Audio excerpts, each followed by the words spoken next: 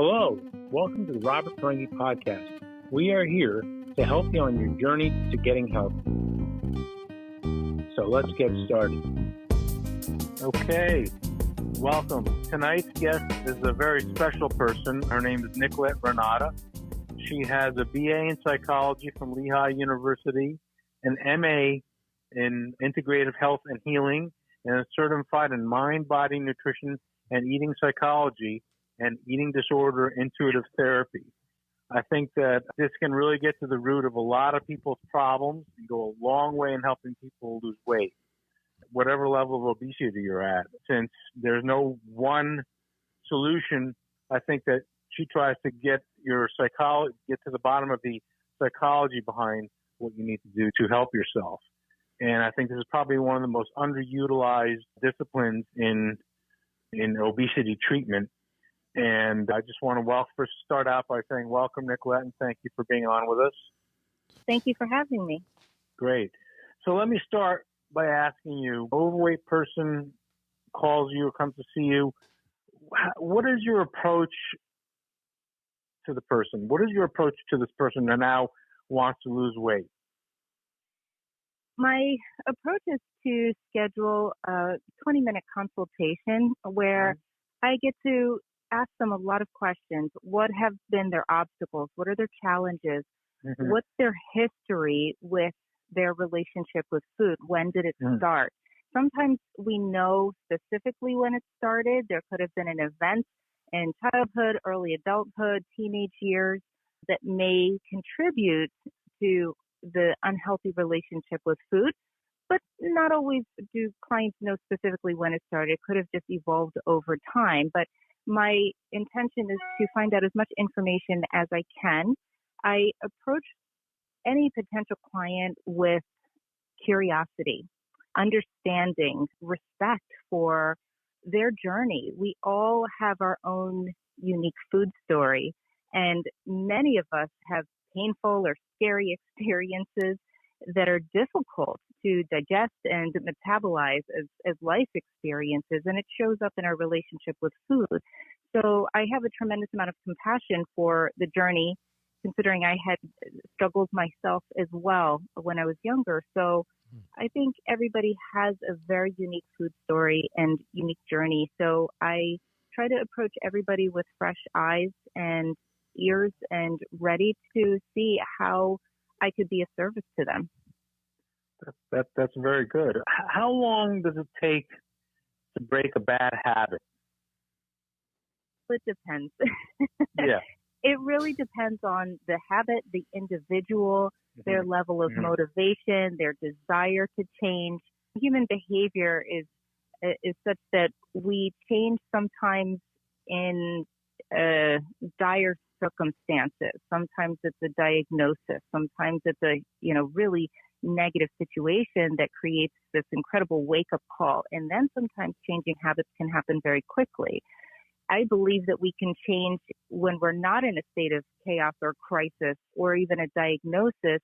And it really is our desire, our intention that is going to facilitate the process, or if it's a lack of desire, a lack of placing value on our health, placing value on getting better, optimizing our health, then it might take longer. So I believe they can be instantaneous at times, and other times it can take years for individuals to really narrow down their desires and their intentions and put them into action. Sure. That's very interesting. Tell me about some of the challenges you've faced and some of the successes that you've enjoyed. I want to hear a little bit about this because this is something which is underutilized. I think that it can really fix the problem for a lot of people. There are people who fail all kinds of treatments. There are even people who fail the most aggressive treatments or regain the weight after having lost it through one of the more aggressive treatments. And I think that if they don't get control of their eating, eventually it's going to cause a big problem. And you help people with that. So go ahead and just tell me what you can about this. Sure.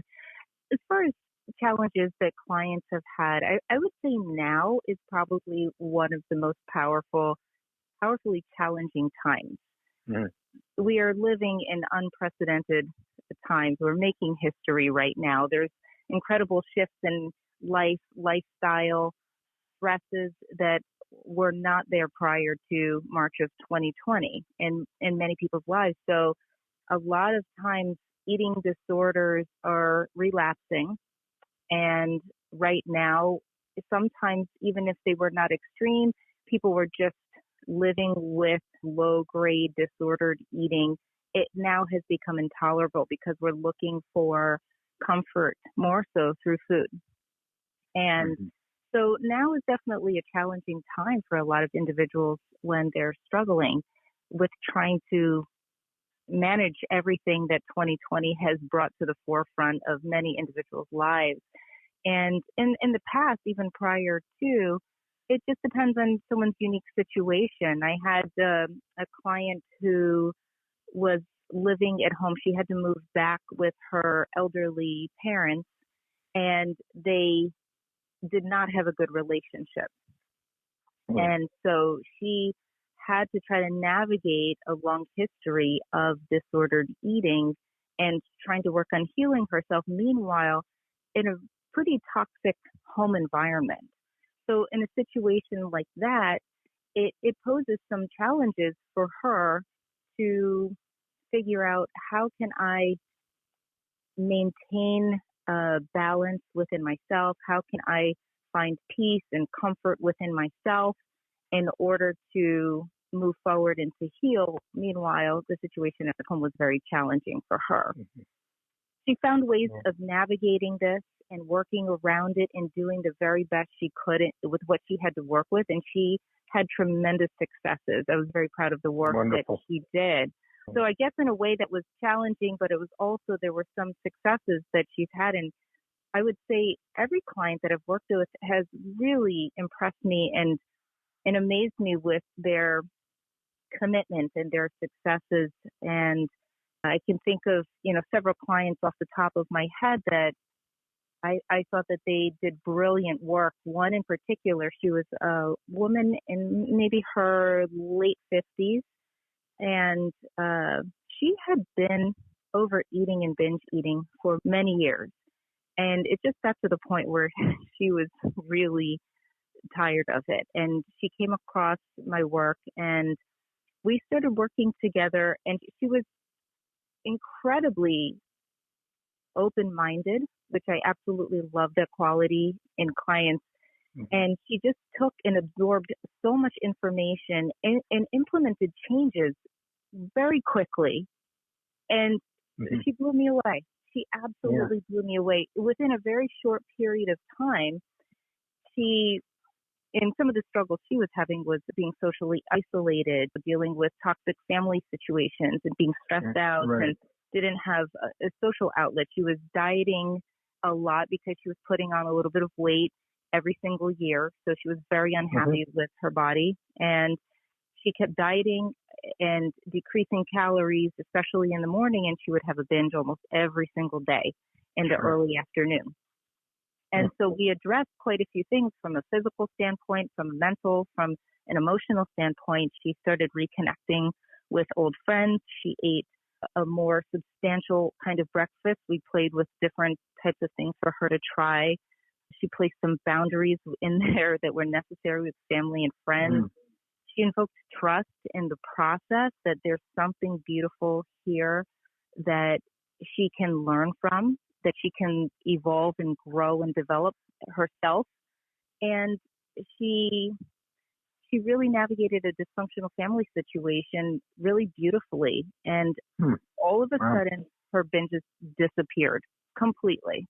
And that's my intention and my approach with everyone, is that they learn how to unwind the issues that are creating the unhealthy eating. It's just a symptom. It's not something that isn't addressable. I believe in every case it is. No, I agree with you. I think that people who seek out care from a psychologist who specializes in eating disorders as you do, at whatever weight they're at and whatever weight they want to get to, those people appear to be ahead of the curve. Are they more intelligent people, or are they just more open-minded, do you think? I believe that open-mindedness is really important because I look at the journey as a holistic and integrative journey. We are not just bodies walking around. We're not just minds. We're multidimensional beings. And so we have to look at all different aspects of ourselves from mental, a physical, and emotional, and a spiritual point of view.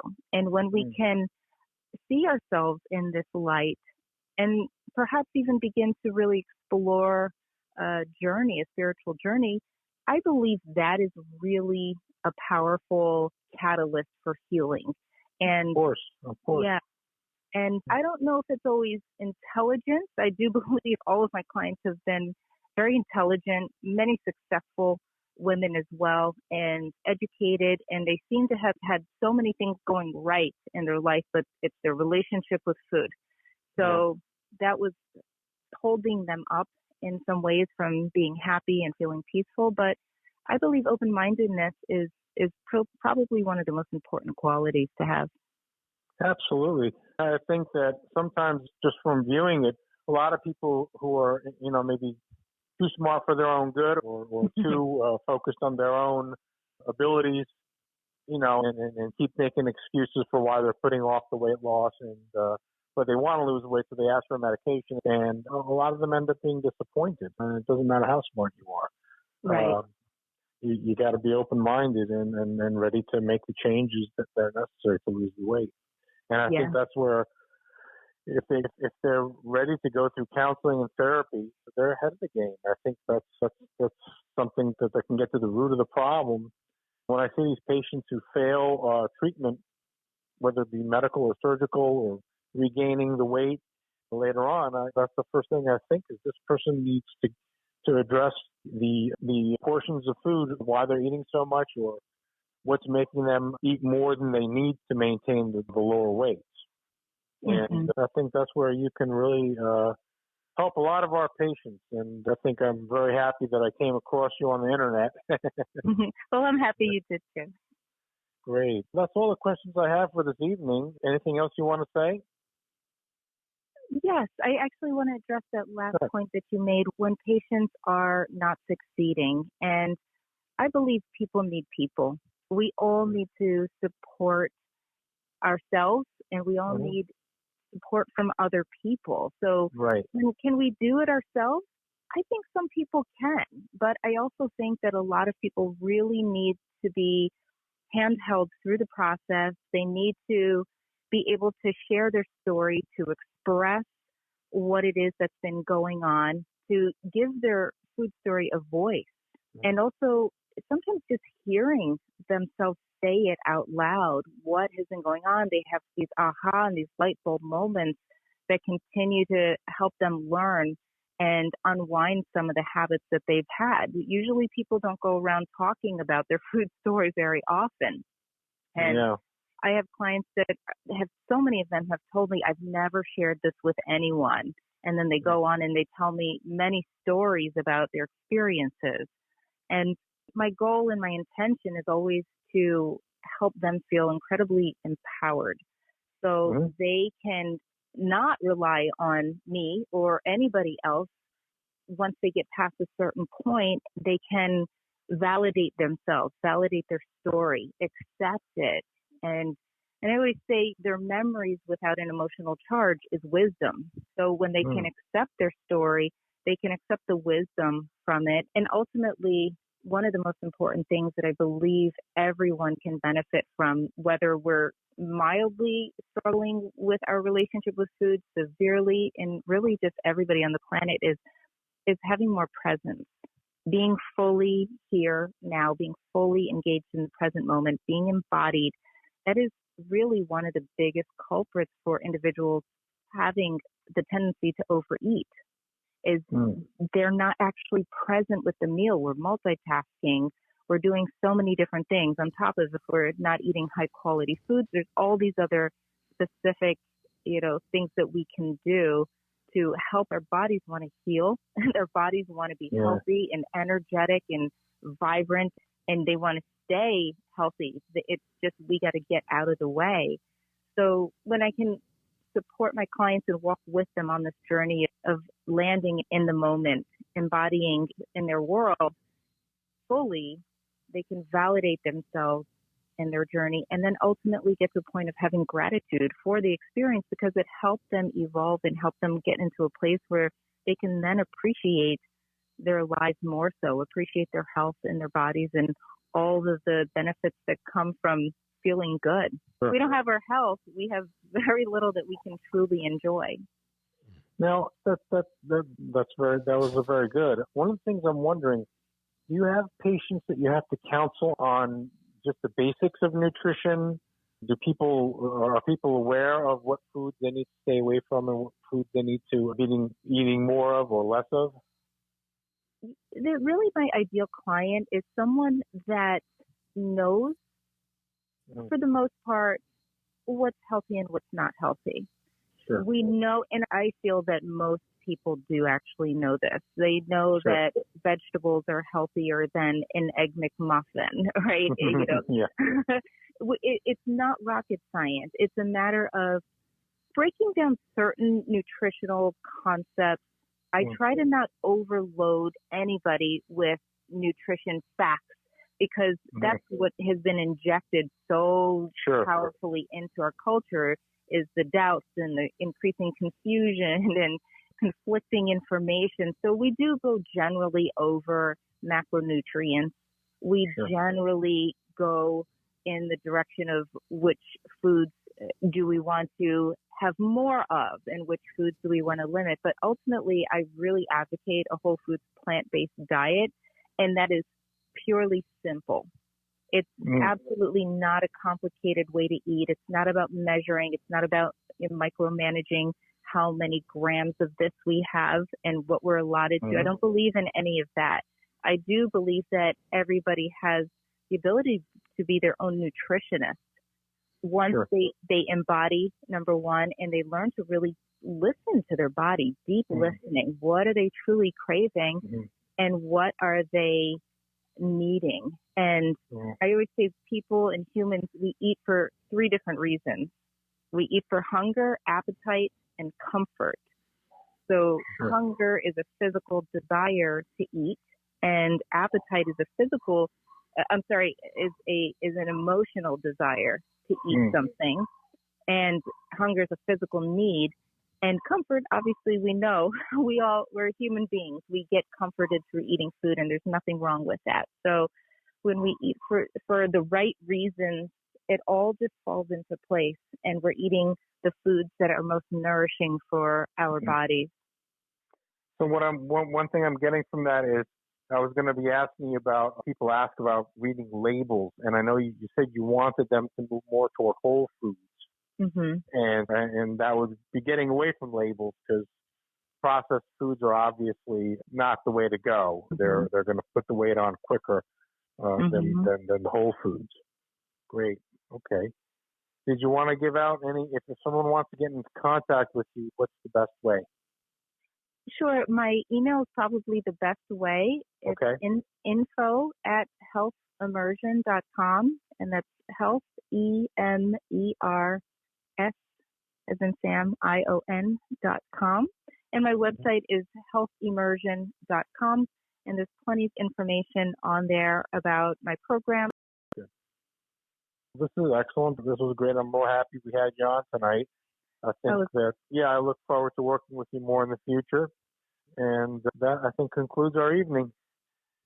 I do have one question. Good. So after you do your initial 20-minute scope, from there, what are usually the next steps? And then I was also curious, what is the average amount of time that a client ends up working with you? Is it months? Is it years?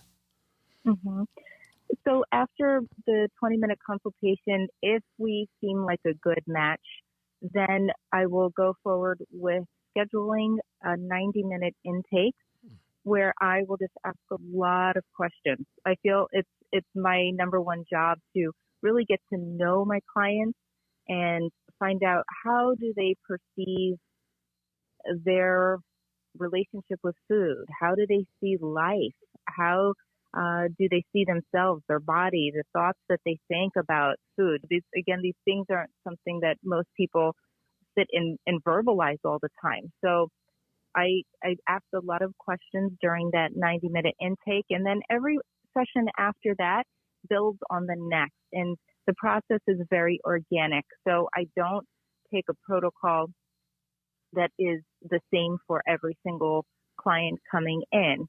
We will touch on a lot of different subjects in regards to nutrition and eating psychology and the different dimensions that we cover, yet it's not in a particular order. It just depends on what's showing up for that person in the right time.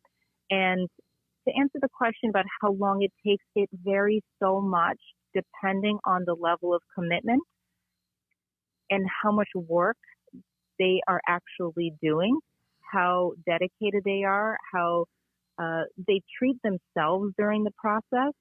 It can take months. It can take years. And some clients need additional support, and those are the ones that typically have wanted to continue for longer periods of time. Yet there are some, like one of the success stories that I mentioned earlier, she was amazingly quick, and she had never heard of any of this information before. She just integrated it all very quickly. So she was finished with the program within a very short amount of time.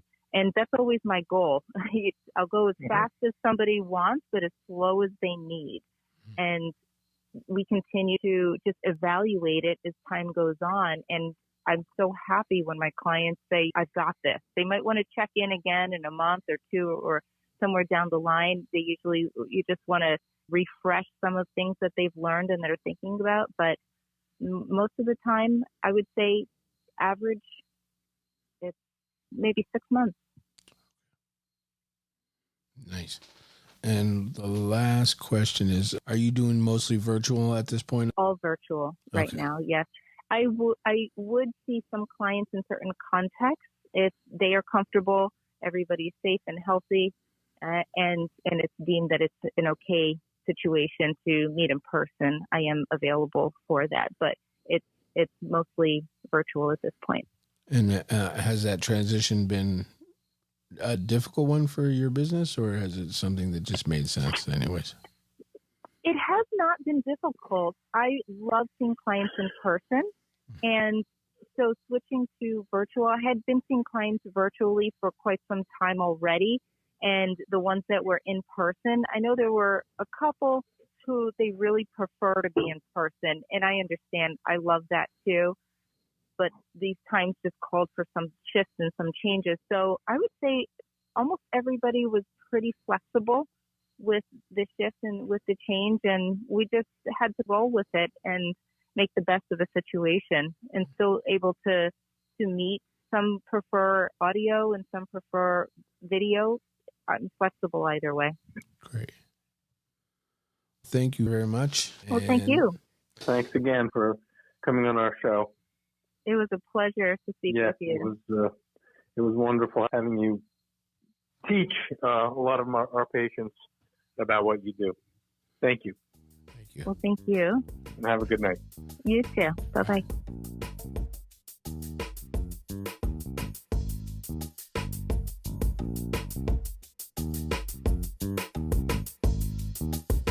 Thank you for tuning into my show. If you'd like to call for a consultation, my office number is 201-265-7564. Thank you.